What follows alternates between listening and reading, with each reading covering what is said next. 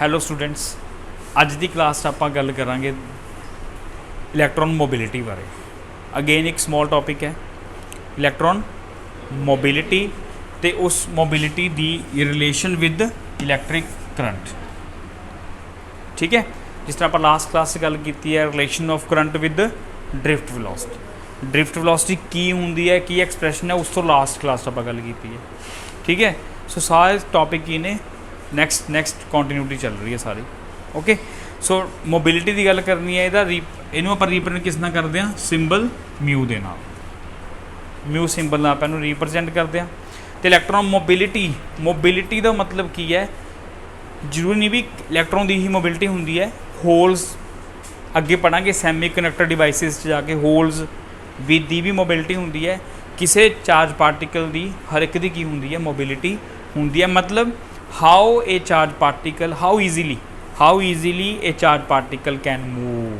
Simple ਆਪਾਂ ਜੇ ਗੱਲ ਸੋਚੀਏ ਨਾ ਫਿਜ਼ਿਕਸ ਦੀ ਡੈਫੀਨੇਸ਼ਨ ਨੂੰ ਛੱਡ ਕੇ ਕਿ ਮੋਬਿਲਿਟੀ ਦਾ ਮਤਲਬ ਕੀ ਹੈ, ਮੋਬਿਲਿਟੀ ਦਾ ਮਤਲਬ ਕੀ ਹੈ, ਹਾਊ ਈਜ਼ੀਲੀ, ਮਤਲਬ ਇੱਕ ਚਾਰਜ ਪਾਰਟੀਕਲ ਕਿੰਨੀ ਆਸਾਨੀ ਦੇ ਨਾਲ ਮੂਵ ਕਰ ਸਕਦਾ ਹੈ, ਉਹ ਉਹਦੀ ਮੋਬਿਲਿਟੀ ਹੈ। ਗੱਲ ਸਮਝ ਆਈ ਮੇਰੀ? ਠੀਕ ਹੈ, ਜਿਵੇਂ ਇੱਕ ਟ੍ਰੈਫਿਕ ਨਹੀਂ ਹੈਗੀ, ਆਪਾਂ ਰੋਡ 'ਤੇ ਜਾ ਰਹੇ ਹਾਂ ਤਾਂ how easily we can move, that's our mobility. ਜੇ ਟ੍ਰੈਫਿਕ ਬਹੁਤ ਜ਼ਿਆਦਾ ਆਪਾਂ ਨੂੰ ਡਿਫੀਕਲਟੀ ਨਾਲ ਜਾਣਾ ਪੈ ਰਿਹਾ ਹੈ, ਆਪਣੀ ਮੋਬਿਲਿਟੀ ਬਹੁਤ ਜ਼ਿਆਦਾ ਲੋ ਹੈ। ਸਮਝ ਆਇਆ ਗੱਲ? ਬਸ ਆਪਾਂ ਹੁਣ ਉਹ ਗੱਲਾਂ ਸਿਰਫ ਕਿਹਦੇ ਲਈ ਕਰ ਰਹੇ ਹਾਂ, ਚਾਰਜ ਲਈ ਗੱਲਾਂ ਕਰ ਰਹੇ ਹਾਂ। ਉਹ ਠੀਕ ਹੈ, ਗੱਲ ਉਹੀ ਹੈ, ਸਾਰੀ ਡਾਇਗਰਾਮ ਆਪਣੀ ਉਹੀ ਹੈ। ਕੰਡਕਟਰ ਹੈ, ਠੀਕ ਹੈ, ਕੰਡਕਟਰ ਦੇ ਕ੍ਰੋਸ ਐਂਡਸ ਕੀ ਲਗਾਈ ਹੋਈ ਹੈ ਆਪਾਂ ਨੇ, ਸਪਲਾਈ ਦੇ ਰੱਖੀ ਹੈ ਵਿਦ ਬੈਟਰੀ, ਪੋਟੈਂਸ਼ੀਅਲ ਵੀ, electric field positive negative, electric field from positive to negative terminals, है ना। all the electrons are free inside the conductor moving from negative to positive terminal। ये गल्लां आपां लास्ट क्लासिस कर चुके हैं, क्लीयर हो गया। और ठीक है, हुण देखो इलैक्ट्रॉन्स कदों मूव करना शुरू होए सी, जदों इलैक्ट्रिक फील्ड अप्लाई कीती सी। यही सी ना, इलैक्ट्रिक फील्ड अप्लाई करन तो बाद ही इलैक्ट्रॉन मूव करना शुरू कीते सी। दैन हुण आपां की गल कर रहे हैं, how easily they can move with electric field. Electric field apply करने तो बाद कितनी आसानी नाल मूव कर सकते हैं, वो मोबिलिटी है। So it is defined as the mobility किमें डिफाइन करते हैं, defined as the ratio of drift velocity acquired by the electrons per unit applied electric field. ठीक है, drift velocity gain by the electron या acquired by the electrons या any charge particle जिसकी गल कर रहे हो पर यूनिट अप्लाइड इलैक्ट्रिक फील्ड। ठीक है, मतलब अप्लाइड फील्ड मतलब जिवें आपां हुंदा नहीं भी फोर्स घट लगानी पवे, आराम नाल अपना की होवे, मोशन ईजीली चलता रहे। वो समझ गए ना, जिवें समूथ रोड हुंदा है, प्लेन रोड हुंदा है, प्लेन रोड ते फोर्स घट लगानी पैंदी है, साइकिल के पैडल घट मारने पैंदे ने, आसानी नाल आपां चलते रहने हैं। पर जे मिट्टी वाला ग्राउंड होवे, है ना, रैंडम या रोड होवे, समझ गए ना, तो उस की होंगी है, उबड़ खाबड़ ज़्यादा होंगी है ना, तो आपां नूं फोर्स की लगानी पैंदी है, ज़्यादा लगानी पैंदी है, तो वेलोसिटी उन्नी भी नहीं मिलती आपां नूं, है ना। तो वेलोसिटी मिले वध, अप्लाइड इलैक्ट्रिक फील्ड की होवे घट। देखो जे घट होगी तां भी मोबिलिटी ज़्यादा, वेलोसिटी ज़्यादा होगी तां भी मोबिलिटी ज़्यादा। अपना टारगेट की है, मोबिलिटी नूं वधाना कि इलैक्ट्रॉन ईजीली या चार्ज कोई भी ईजीली मूव कर सके, दैट इज़ योर मोबिलिटी। और समझ आ गया? इतों यूनिट डिमेंशनस आ जाएंगे अपने को। वेलोसिटी का की होंदा है, ऐसा यूनिट बोलो, मीटर पर सैकेंड। ਇਹਦਾ ਕੀ ਹੁੰਦਾ ਹੈ, वोल्ट पर मीटर लिख लो या न्यूटन पर कूलम लिख लो, क्योंकि एफ इजिकल टू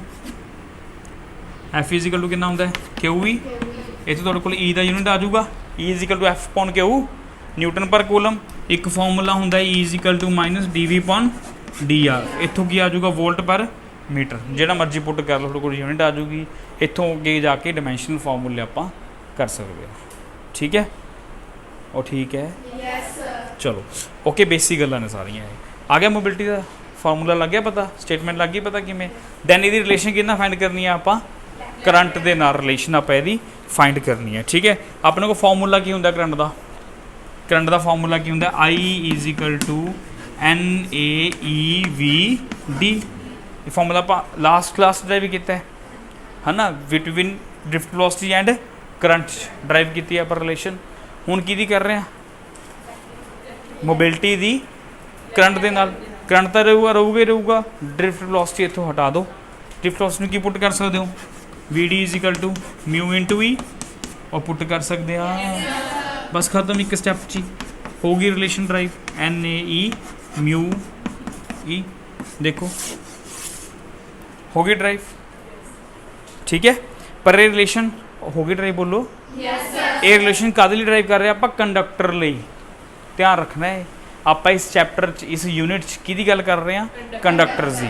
आप सैमी कंडक्टर की गल नहीं कर रहे, क्योंकि जो आप कंडक्टर की गल कर रहे हैं अपने को ओनली फ्री इलैक्ट्रॉन्स ने, सिर्फ एक तरह के चार्ज कैरीयर फ्री ने। पर जो आप सैमी कंडक्टर जावांगे ना, सैमी कंडक्टर की होंगे अपने को दो तरह के चार्ज कैरीयर फ्री मिलते हैं। One are called electrons, others are called holes. की मिलते हैं, होल्स एंड इलैक्ट्रॉन्स मिलते हैं। और आप सैमी कंडक्टर डिवाइसिस गल करांगे। पर इस फॉर्मूले का जो आप कंपैरिजन करना हो, this formula is for only conductor. जे आप इनू फॉर्मूले लिखना हो अपना सैमी कंडक्टर लिए, तो यह फॉर्मूला दो बार अप्लाई होगा। एक बार कितने होगा इलैक्ट्रॉन्स के उपर NaEV, VD नूं की पाया आपने म्यू ई पाया ना, म्यू के पैर की पा दो ई पा दो, मोबिलिटी ऑफ इलैक्ट्रॉन्स, ठीक है। जे आप होल्स के लिए लिखांगे फॉर्मूला, होल्स के लिए आप N फॉर इलैक्ट्रॉन्स, P फॉर की यूज़ करते हैं, होल्स यूज़ करांगे। ए एरिया सेम है, इलैक्ट्रॉन उपर चार्ज की होंगे ई लैने आप, तो पॉजिटिव चार्ज की लाओगे उत्थे आप P लवांगे, सॉरी पॉजिटिव चार्ज आप की लवांगे इत्थे ई लै लो, कोई गल नहीं। Mu P for holes, sorry for हाँ फॉर होल्स, ठीक है। दैन टोटल करंट कितना होगा तुहाडे कोले, दोनों की कर देना है, ऐड कर देना है। ऐड करके बाहर कॉमन की निकल रहा है A E and E mu E plus P mu P। Hello आ फॉर्मूला बन गया तो काहदे लिए फॉर्मूला बन गया ये सैमी कंडक्टर के लिए बन गया, सैमी कंडक्टर, ठीक है। सो P4 की ने उरे नंबर ऑफ होल्स, इनू H भी लिख सकते हैं, होल्स मतलब H फॉर होल्स, HOLES, ठीक है। जस्ट फॉर कंपैरिजन है, कंपैरिजन है, क्योंकि इस टॉपिक की गल चल रही है अपनी कंडक्टर की, तो अपने को फॉर्मूला आही वैलिड है, ठीक है। ये वैलिड किहदे लिए है, सैमी कंडक्टर। क्लीयर हो गया। मोबिलिटी की है तो कंडक्टर्स लिए किवें ड्राइव करनी है रिलेशन, तो सैमी कंडक्टर लिए किस तरह ड्राइव करनी है, comparison. Clear, okay, thank you.